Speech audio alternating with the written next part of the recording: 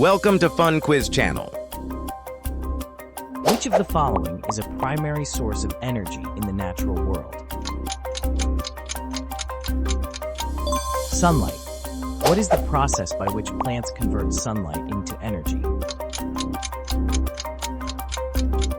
Photosynthesis.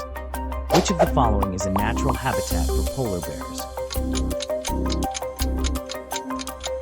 Arctic. What is the role of bees in the natural world? A. Plant pollination. Which of the following is an example of a renewable resource in the natural world? Solar power. What is the main component of the Earth's atmosphere? Nitrogen.